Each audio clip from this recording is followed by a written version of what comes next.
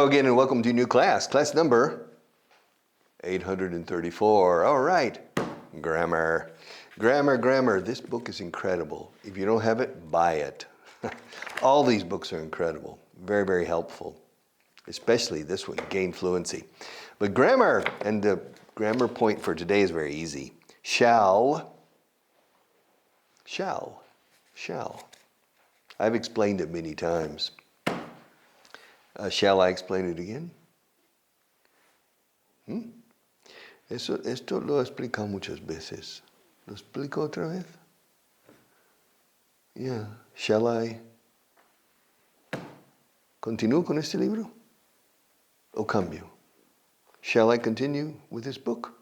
Or change to a different book? ¿Utilizo más los lápices como antes o no? Shall I use the pencils more? Está cargado el ambiente aquí. It's very stuffy, como stuff, cosas con Y, stuffy. Very stuffy in this room, Marta. Shall I open the window? ¿Abro la ventana? Shall we open the door? Shall we leave the door open this time? ¿Dejamos la puerta abierta? ¿Te parece? Shall. Estoy buscando consenso, acuerdo, en una decisión. ¿Empezamos? Shall we start? Yeah. ¿Pongo el libro así? Shall I turn the book upside down? No. Or shall I put it back? What shall I do? ¿Qué hago? What shall I do? ¿Qué hacemos? What shall we do?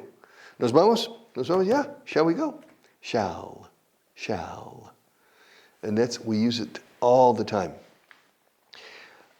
When I started teaching English in the 1970s, many of the textbooks were from Great Britain, and they were teaching shall with the first person singular and the first person plural. I shall go. She will go. They will go. We shall go. No, it's will. Iremos is will go. Ella, she'll go. He will, I will, you will, we will, they will. Will para las seis personas, bueno, las tres personas singular y plural. Now, shall, sí, se usa para only the first person singular and plural with buscando su consenso. ¿Qué hacemos? Mira, ante este cambio de situación, señores, ¿qué hacemos? What shall we do? Claro, en español se usa el presente. ¿Qué hacemos? Si en inglés dices, what do we do? ¿Qué nos acostumbramos a hacer? ¿Qué hacemos todos los sábados? What do we do? Pero ante esto, ¿qué hacemos? Dame ideas. What shall we do? ¿Hacemos algo? Shall we do something? ¿Protestamos? Shall we complain? ¿Nos quejamos? Shall we complain? What shall we do? Any ideas? What shall we do? All right. And the next point. The comparative superlatives. Point 74. Estoy saltando cosas. The comparatives and the superlatives. Okay, well, it's very easy. This book is bigger than this one. Yeah, this book is bigger. This book is the biggest. But this book is bigger than these books. But this book, I think, is thicker than this one. Which book is thicker? I don't know. Nope, this book is thicker. I see. Yeah, this book is thicker than this one. So this book is the biggest and the thickest. And this book, I think this book is the thinnest. Yeah, this book is thinner. But it's the second biggest book, but it's the thinnest book of all. All right, thick and thin. En las duras y las maduras, a través de lo espeso o lo grueso y lo fino. Through thick and thin. Through thick and thin, I will always be your friend. All right. Through thick and thin, I will always be your friend. All right. Bigger, stronger. I'm stronger than you. I'm faster than you. I'm taller than you. I'm better than you in everything. Anything you can do, I can do better. Remember, ¿de acuerdo a la canción? Anything you can do, I can do better. I can do anything better than you. All right. Better and worse. Taller, shorter, longer, shorter, bigger, smaller than. Bigger, smaller than. Easier, harder, softer, harder, more difficult, less difficult. Tres sílabas o más con more or less. Yes. Y a veces dos syllables. Yes. It depends. Cleverer, more clever. Don't worry. If you make a mistake and you say more good en vez de better, mi inglés es mejor que el tuyo. My English is more good than yours. It's okay. People understand. Aquí se dice más bueno que el pan en vez de mejor. So aquí se dice más bueno a veces. Más bueno que el pan. All right. More difficult, less difficult. It's very easy. The most difficult. I'm taller than the tallest tree in the world. I'm more intelligent than the most intelligent. It's a good exercise to practice the comparative and the superlative. This table is harder, es más dura que la mesa más dura del mundo. This table is harder than the hardest table in the world. En el mundo, no del mundo. I'm more intelligent than the most intelligent person in the world. This studio is better than the best studio. Entonces practicas los dos. Mejor que el mejor estudio del mundo. This studio is better than the best studio in the world. I have more pencils than the most. Well, these pencils are the best pencils. They are better than the best. Better than all the rest. Okay, expressions in English. These are interesting expressions today. Page 40 at the top. To bite someone's head off. Yes. Yeah. I got very angry with Marta yesterday. I bit her head off. Arranqué su cabeza de un mordisco.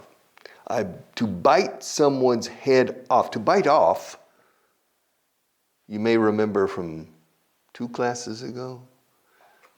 Arrancar de un mordisco usando la boca. To bite off. To bite off more than you can chew. O sea, arrancar un mordisco más de lo que puedes masticar. Es abarcar demasiado. El que mucho abarca, poco aprieta. That's to bite off. Now, to bite someone's head off, to bite her head off, to bite his head off. She bit my head off. Means, arrancó de un mordisco mi cabeza entera. Eso es, me echó la bronca, padre. Le echó la bronca, padre. ¿Te acuerdas? Te echó la bronca, padre, el pobre. Yeah. Y dice, corazón de melón, ¿por qué me echó la bronca? All right. Echarle la bronca a alguien. To bite somebody's head off.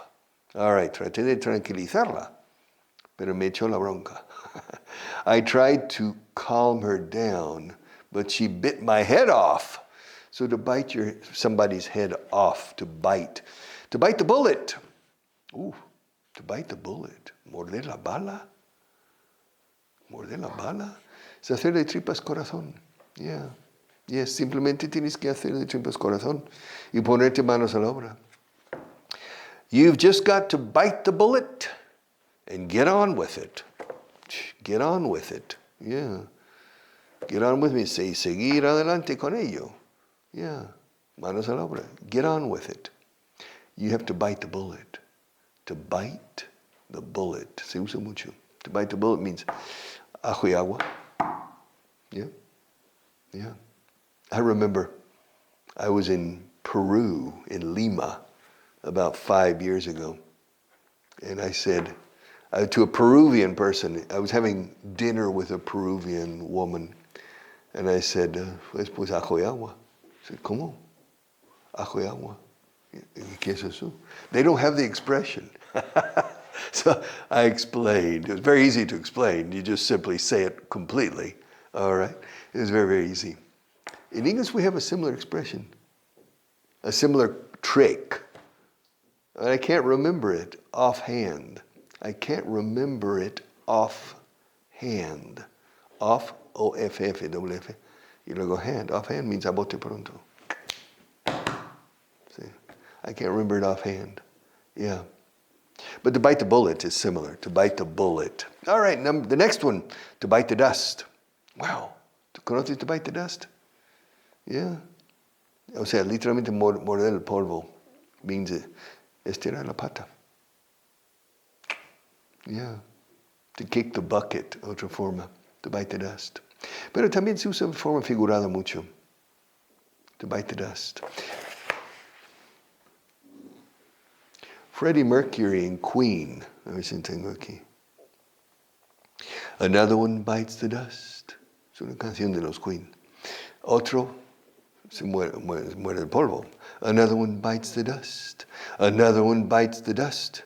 And another gone and another one. Another one bites the dust. ¿Te suena? Yeah. Another one bites the dust. Yeah.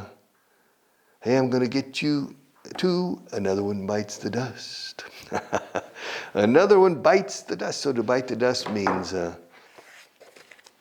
quedar derrotado del todo o morir incluso. Yeah, he bites the dust. Mi móvil ha dejado de funcionar después de que se me cayera al inodoro. Toma. All right.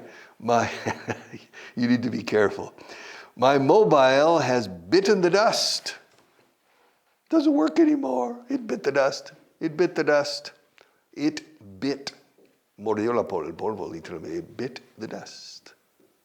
I dropped it into the toilet. Be careful. Don't talk to you. Be careful. All right. It's more common with men because men stand up, women sit down. And so man goes, oh, and he can drop it. I think in 2007, I was at a special English course in a beautiful hotel in the country. And I went swimming. And I had the cell phone in my pocket of the swimming suit. So my cell phone bit the dust. All right, to bite the dust. And the next one, to bite your tongue. Morderse la lengua. Igual. To bite your tongue has a physical meaning. I bit my tongue. But to bite your tongue also has a figurative meaning. Means aguantar y no decirlo. Quería decirle que era un idiota, pero I bit my tongue. Me quedé con las ganas de decirlo y decidí no decirlo. Yes, morderse la lengua. Yeah. ¿Por qué no puedes morderte la lengua en vez de siempre insultar a la gente? Why can't you just bite your tongue instead of always insulting people? That person's always insulting people. I don't understand why he can't bite his tongue. I never insult people. I don't remember. I'm trying to remember if I have insulted a person at any time in my life. Never. Never. To insult? No. I get angry, and even had a fight with Robbie Mason when I was 9 and 10 years old. I lived in a neighborhood in Tulsa, Oklahoma. And probably my best friend in those 2 years was Robbie Mason. Robbie Mason. And we were always having fights. Physical fights. Bam, bam, bam, bam, bam, just hitting each other. And wrestling. And he was, but I never insulted him. To say, you're an idiot. I've never insulted anybody in my life, I think. Yeah. But some people insult people a lot. Yeah.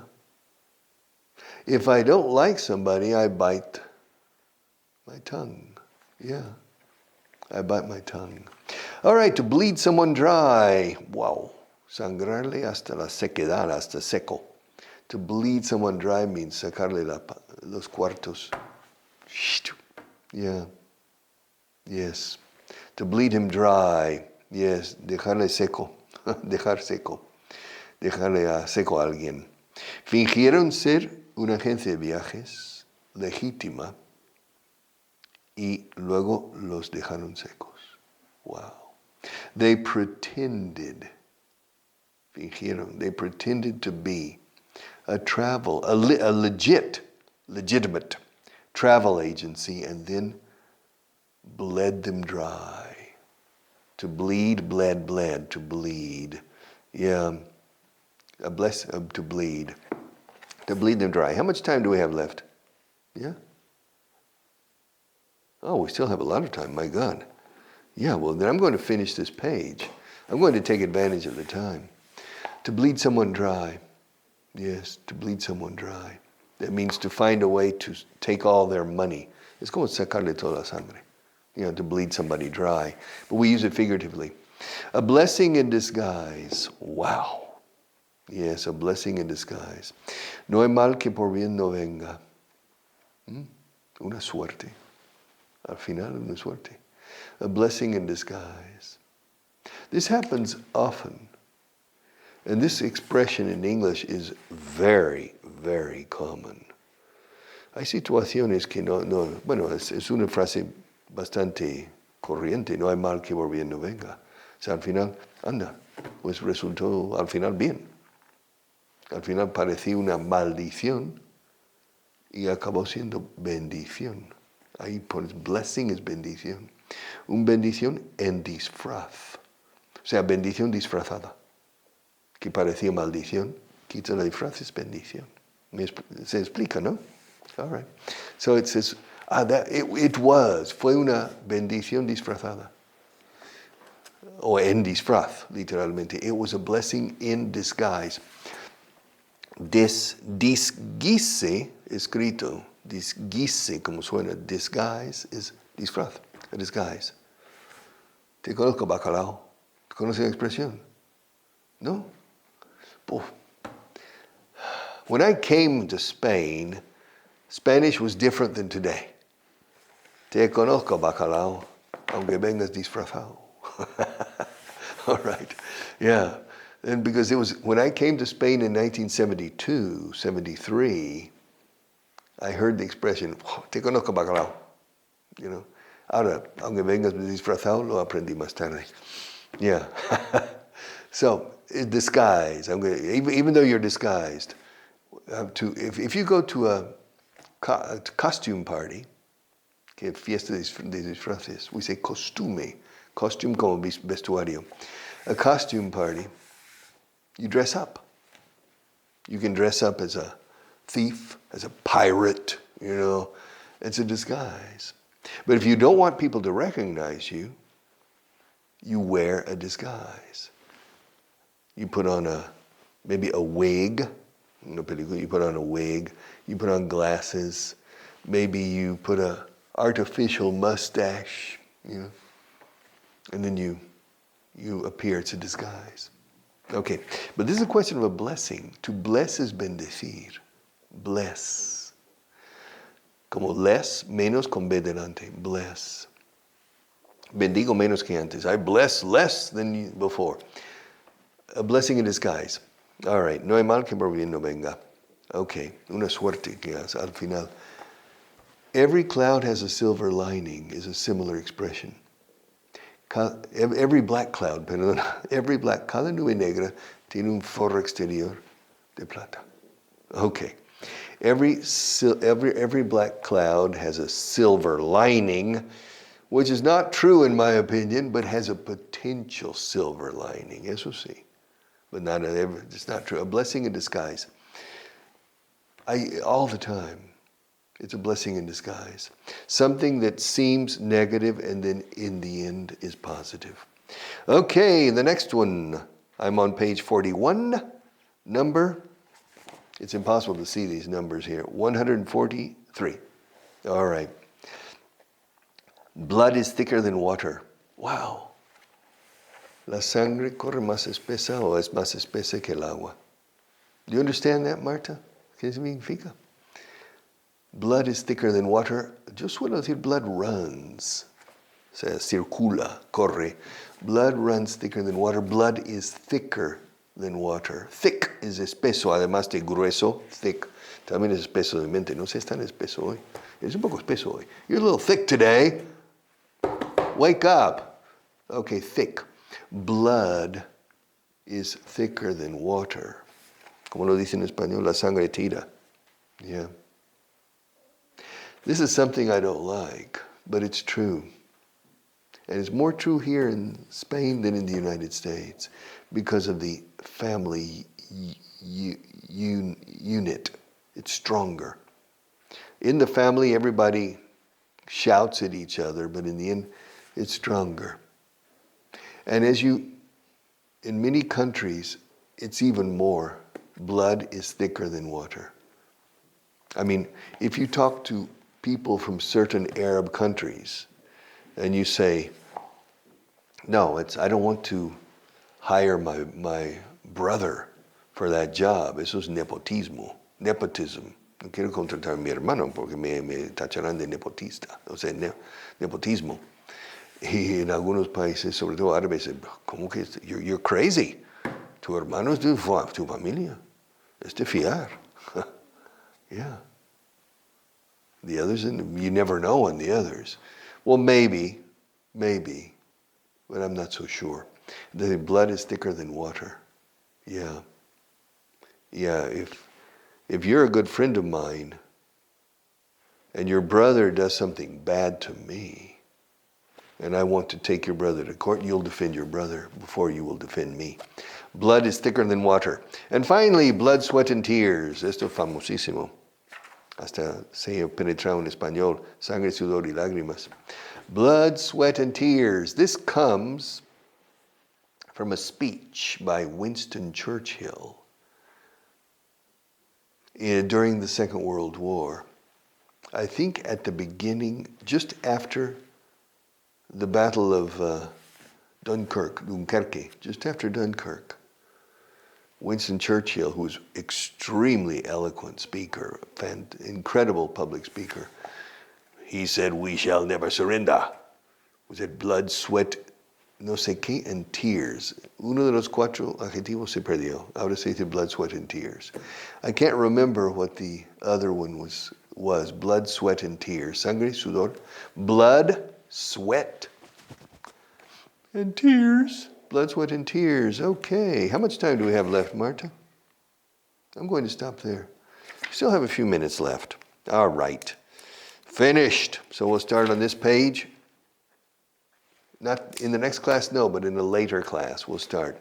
This is class number 834. I'm going to continue until class 1000.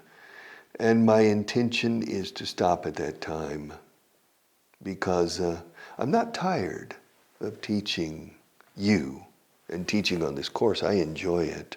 I enjoy working with Marta. I'm used to the lights. I'm used to the makeup. I'm used to doing television programs. But maybe something different.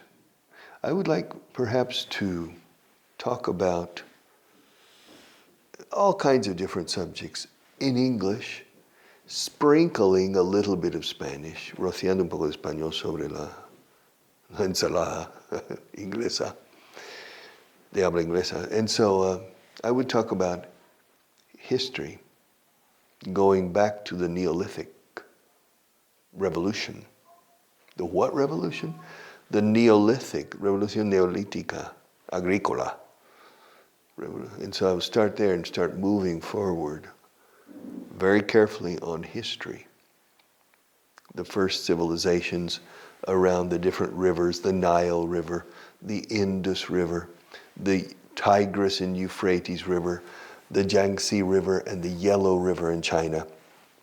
These are where our current civilizations were born, around these rivers, and then move forward to the birth of different empires, to the growth of the concept of organized religion, organized government, empires and then wars, etc., etc. And then continue until today. It's talking about history, but also geoliteracy, what I call geoliteracy. Literacy is alfabetismo. Literacy. Illiteracy is analfabetismo. No seas analfabeto in cuestión de geografía. Don't be illiterate in geography. Be literate. So literacy is alfabetismo, el saber. In geography, I think is important. Another is about my life.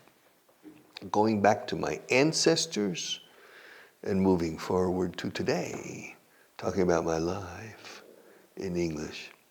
Another is talking about the power of positive attitudes. The power of positive attitudes. It's very easy to succeed in life if you have a positive outlook on life. I would like to do that maybe after the program 1000. Ya veremos. We'll see. See you tomorrow.